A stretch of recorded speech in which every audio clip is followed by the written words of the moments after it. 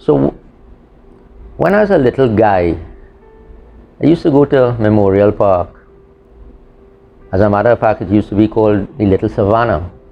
It is now Memorial Park. I used to enjoy playing there around the Cenotaph. I didn't know that's what it was called at that time. But anyway, it was a really nice time with the family. And I used to remember looking up at the statues and enjoying looking at it and wondering what these soldiers were standing there for. And then as I got older, I didn't go much to Memorial Park again. But you know, when I got into business and I started to look around at opportunities, one of the things that I was drawn to was the same statues. And I noticed, I went there one day and I visited the statues, and this was in the 90s, and I saw the statues looking a little dirty, and I said, you know, something should be done about it. And I decided, you know what, I'm going to make an approach to the Port of Spain Corporation. And Telly Paul was the mayor then. Wonderful, wonderful man. And I went to Telly and I said, Telly, why don't we do something about these statues? And he said, and I put a proposal to him, and the next thing I knew, he said, well, go right ahead. And I cleaned the statues at that time. We got a lot of gunk and stuff off of the statues, but we gave it a revitalization. So time passed. I go away to England in 2004, and I spent about 9 to 10 years. And during that time, I got the opportunity to work on heritage sites, what they call grade 2 buildings. And it was a wonderful experience. I worked a lot on Cheltenham Ladies College, and that was 2005, 2006. And I had to do some wonderful work in there with the stone, with the Portland stone. And I learned all of how to deal with these beautiful monuments. And lo and behold, I come back to Trinidad in 2014, and I got back into business. And one of the things I went straight to was Memorial Park, and I saw that it needed a facelift. And so I went to the mayor, and this was more recently, of course. This is more in 2017. I went to Mayor Joel Martinez, who I know very well. And I said, Joel, something needs to be done. And he agreed. And lo and behold, I got to clean it again. And that was in 2017. You know, when I became the mayor of Port of Spain, I was given some challenges to look at the vision for the city of Port of Spain, what it could look like, where we would go with some of the projects, and where would we take the city of Port of Spain. One of the things that encouraged me to think about the city of Port of Spain was the memories that I had as a youngster growing up in the city of Port of Spain, and how I envisaged what we had. I've always been told that Port of Spain was a beautiful city. It was made up of a lot of old architecture and a little bit of modern architecture coming in with it. The thing about it is that Port of Spain, when you look back into the history and you see some of those pictures that people like Dominic Calipasad would have put out on Facebook and things like that, you would realize that we had a really and truly a rich history. And when I became the mayor, I realized that we had lost that, and we hadn't really looked at some of the things that we should have been, or preserving our infrastructure as such. The Memorial Park in Belmont has, or is to me, like my backyard. I grew up in Belmont, so it was always somewhere for recreation and fun. And it also was where our school would go to, as we used to do long ago, primary school. We had picnics and outings, and we'd all walk to the park and spend the day. And so it really was very encouraging for me and a pleasant experience to be involved in this project. It was like coming home to a space that I was accustomed to. I really was pleased to know that the mayor's office was refurbishing this area and then lighting it. And we at the National Archives as well were happy to be involved, because it gave us an opportunity to highlight the records, the information that is here, the information that is here at the National Archives, related to those who served in the war, the work of the Port of Spain Corporation, any information related to the opening and the starting of the Memorial Park, as well as the Cenotaph. So it was a good opportunity to see our records come to life. In my early days in Belmont, on the circular where I live, as a young boy growing up and decided to come to the savannah to play some games, a number of us in our youthful days. And here is the Memorial Park. We are starting to use no gate, and we jumping over because it's so short. Some days we have plenty energy. We jumping over, we come inside, we'll play football, cricket right here in the Memorial Park, and we see this statue here and these soldiers and thing here. We used to watch it, admire it, stand up on the steps, take out pictures, not knowing the history behind this. Still a little boy, still growing up, still doesn't know anything. Right? And we always used to come here. Sunday evening, the family will come here, and I've already asked them about it at that age. But then growing up teenager, all 16, 17, then I started to ask questions. Who are these people? Who do they represent? And then little knowledge and sense and understanding started to come to me. And looking at the names on the wall there, still don't know who they are. But I rally with it, looking nice. It used to be well lit. The Memorial Park on the whole used to be well lit. Sunday evening, you come around for ice cream, we'll come back and sit down here, we'll run, our parents with us, aunties or big brothers with us. Here we playing up the steps, down the steps, we sit down, eat our ice creams, you know, fly the kite inside of here. You know, it was a safe zone for most of us in growing up. So, as I said, in 2017, we got the opportunity to clean the statues. While doing that, I did some research online and saw that this beautiful monument had been covered in white paint, and that the paint was actually covering stone, Portland stone, out of England, sent by King George V for the monument. That is 150 million years old. That is the quarry we get in this stone from. And it was painted year after year for over 50 years. So we had that much paint on it.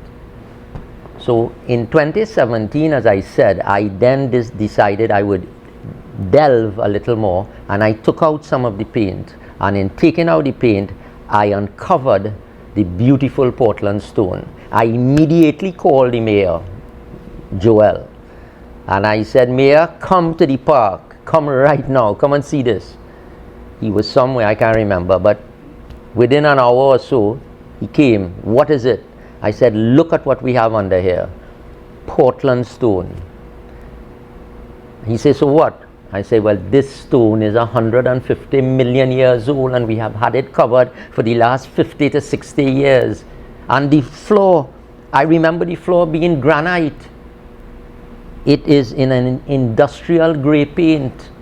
I said, we have to do something. He said, oh my gosh, we don't have the money this year. give us a quotation, maybe we will consider it next year. So 2018 came around, I sent in my quotation, I sent in the process, all the different process that I had to do for the bronze, for the brass plaques, for the Portland stone, and for the granite stairs. No toxins, we had to clean it, and we had to clean it with steam, not pressure wash. We could have used a sandblast method, but we decided steam on the whole thing. And it worked beautifully. The entire monument was done. We took pride, and we got that whole thing right down to its original beauty. So today, people could enjoy it, and I am so happy that I was able to do that, because it is for a very, very worthy cause. It is for men and women who fought in the war for our freedom and died. Their names inscribed. I go and I clean these plaques regularly, and I see a lot of names of families I know in Trinidad and Tobago. And it is really an honor to be able to have been given the opportunity to do that to this beautiful monument, one of the best in this hemisphere, 44 feet 9 inches high, bigger than even the London Cenotaph, which is about 35 feet. And we were able to restore the magnificence of this monument. I was approached by Anthony Saloom to clean the cenotaph, the bronze statues on the cenotaph. He identified to me that he had cleaned it once before, and under the Mayor Telepole, and he indicated that Memorial Day was coming up, and that the statues needed cleaning. They were black, and they should have been bronze, and the reason why they are not showing bronze is because the soot that came off of the pollution in the area from the vehicles passing around the savannah and around the park over the years would have affected the statue, and that material landing on the statues and it's building up there all the time is what would have caused it to turn the color black. And he identified to me that he had done restoration work, which I knew in England, and having done it before, he would like if I take the opportunity to do it again. At that point in time, we were really talking about the homeless in the city, and he was assuring me that we can look at ways to help move the homeless off the street, and that he had worked with Social Development Ministry for many years. So I listened to what he had to say, and he invited me to the Cenotaph to have a look at it, which I did at some point in the future, and realized that it did need cleaning.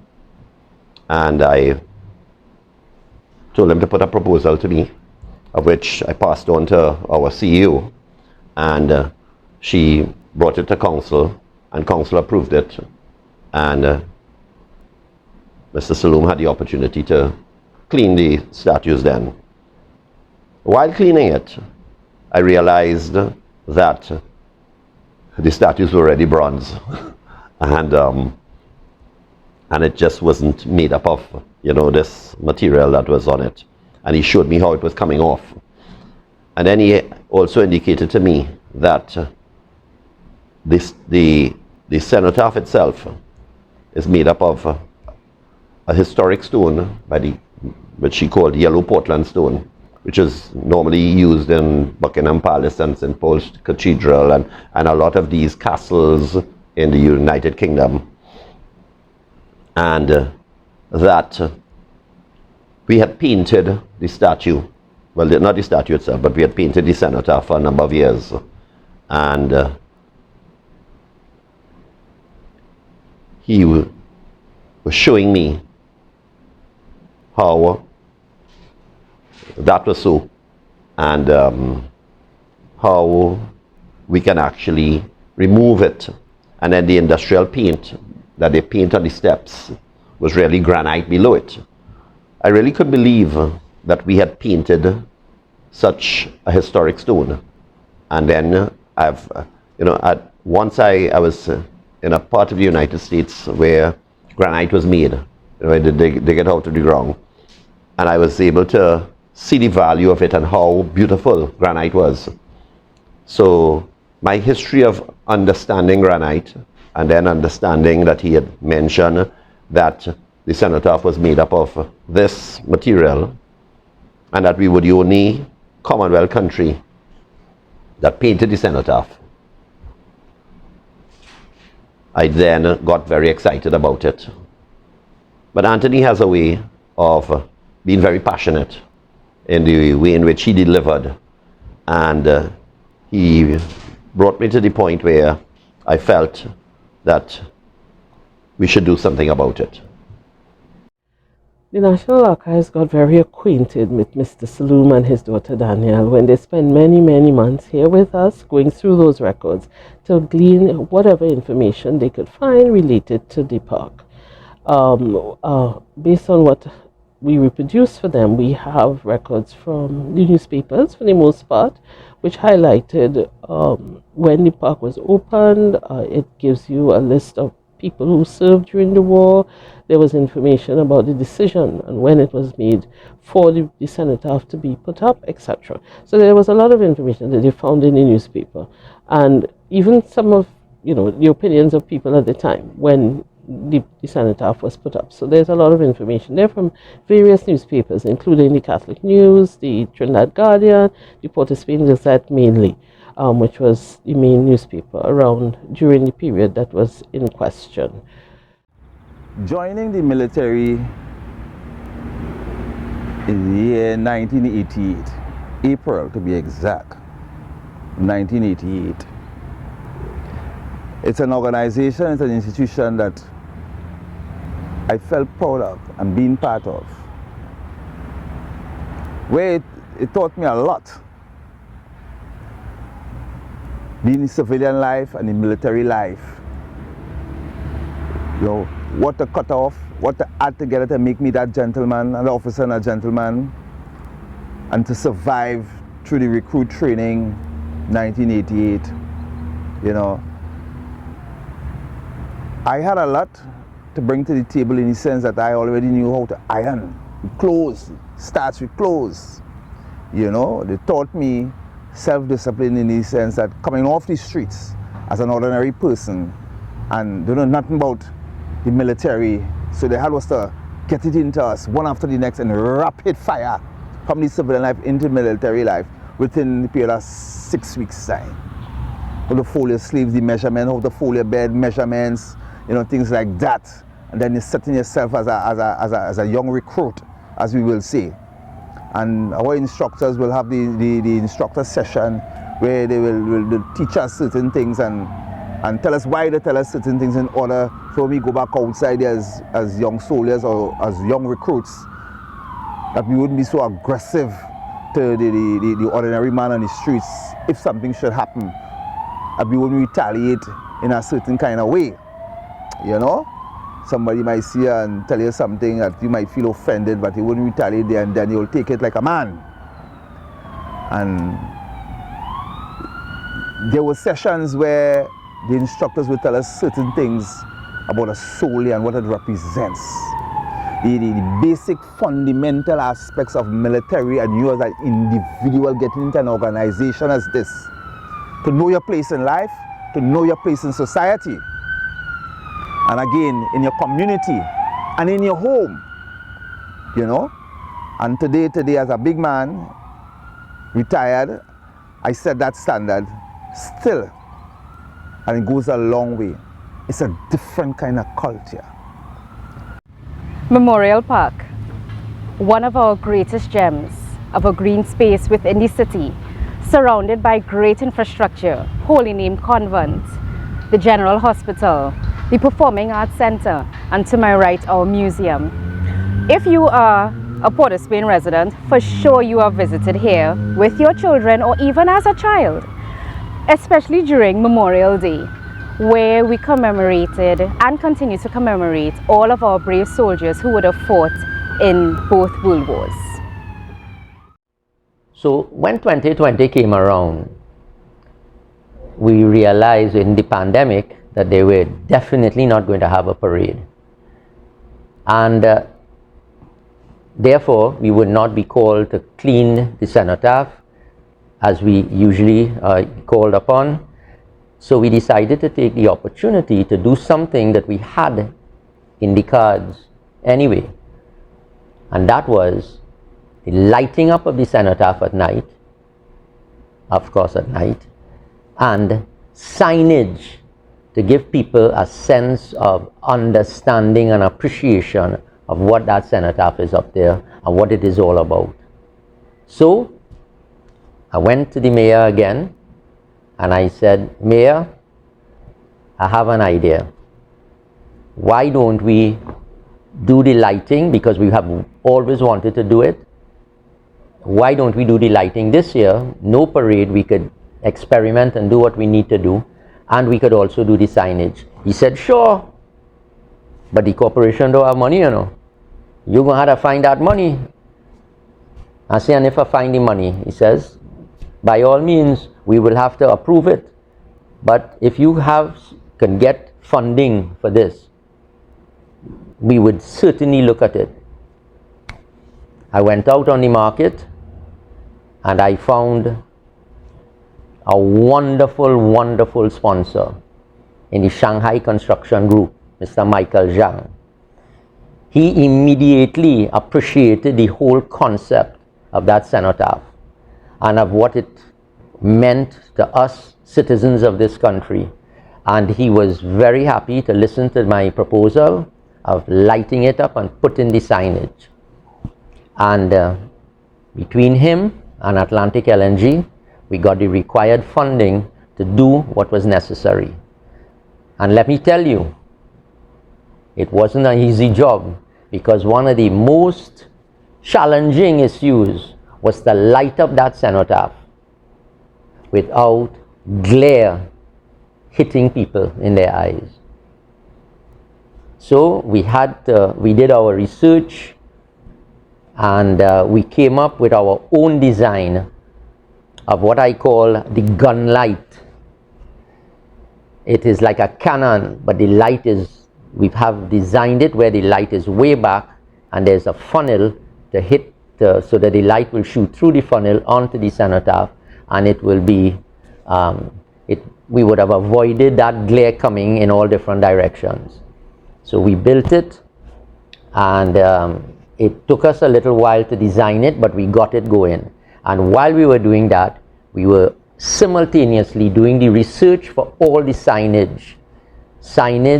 And my daughter Danielle Saloom, my gosh, I can't say thank you enough for the work she put in. We went to the National Archives. We spent almost 200 hours there for weeks.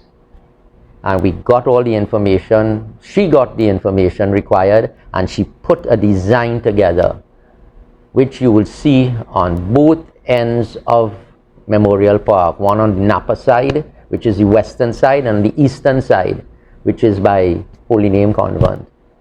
And those signs are there with explanations on it. And guess what? On the sign, they came up with QR codes. A QR code where you could just scan it and all the information going straight onto your phone to read everything. I didn't know about all that.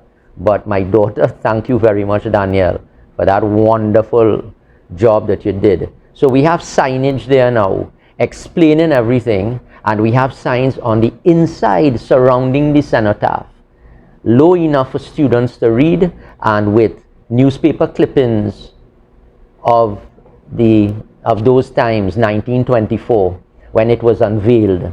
And guess what? In 3 years' time, it'll be 100 years that that cenotaph was installed. It was June the 28th, 1924. So in 2024, we will have a 100-year anniversary, and hopefully we will be able to find the time capsule that is buried under the second tier of the foundation. So the history book says, but we don't know exactly where it is. We're still researching and hoping that we might be able to move one of the granite slabs and find this beautiful time capsule that we know exactly what it contains. It contains a parchment paper of the history of the decision to erect the cenotaph in 1924. It also contains newspaper clippings of the time, which we have featured in the park itself. And third, last but not least, coins of the realm. So it would be wonderful to find this glass jar that is buried there under the granite stone. And as a young soldier coming up, I did 2 of the parades here. One, I was on the actual parade, and the second one I did it as a regimental police. The police are the first on the ground and the last to leave. In that time, we come here, we must across by the greens there, and we march across, we form up, the wreath and all those lovely flowers is being laid, and we respect for the fallen soldiers in World War I and II. You know, it was a sad moment for some, also a cheerful time for some, you know, seeing that they were being remembered up to this present day. They were remembered still by those who are in the military, and whoever is in charge of the stakeholders who actually make these things happen. And certain things has had over the years where we have quarter guards. The thing has come so serious and so memorable right now that people, when it first started, people would slow down their vehicles and watch and see the quarter guards changing at various times, and how they do it with the changing of the arms, changing of the guards, you know, the presentation of the weapons at certain points of the day, times of the day. It started to show the people that we can do things as a nation together and remember our fallen ones. Okay, so I have here some of the records that Mr. Saloom may have looked through to get information as he worked on this project. So, for example, we have the minutes of the Port of Spain City Council, and which would be divided into 2 parts. You get the index, which would guide you based on subjects and topics to know where to look for something, tell you what pages, and then you can go directly to the actual minutes and see what was said on the day during the council meeting. So, for example, this one is the index of the 1899 to 1930, and in there's a section which speaks to the War Memorial. And here they would have said the site had been identified and government proposal to grant a small savanna and to hand over to City Council for maintenance as a public park approved, right? And then it will give you the name and the page that you could find it in the actual minutes. Also, it says when the draft deed of conveyance was settled and when the copy was laid before the council, and then foundations for, they were given permission for the engineer to lay the foundations. And all of this was in between April and July of 1923. So then we're seeing, this is the beginning. This is when they started off. And then we're going now, this is to 1924. These are the actual council minutes. And in here now, they're speaking of, it's actually been done, and they're showing how they've paid for the various items. So I'm just going to read one line here. The mayor informed the committee that the cost of the foundation of the War Memorial and of erecting the memorial itself had been borne by the War Memorial Fund, but that the laying of the concrete walk around the memorial and of the concrete pathway from the western gate of the Savannah was done by the City Council. as part of laying out of the grounds. And so they divided up the cost, and here the council is speaking about how much money was spent when that was completed, and at the end of the project. So you see how your historical records, when in reading these purely administrative documents, you get a whole story of how the event was agreed upon, all the processes that had been gone through, and then even towards the end, what happened, how it was paid for, and so on. But your historian, when they write this story, will write a real story. So these records then, as much as they seem as administrative records, will then come to life to tell the story of how this happened.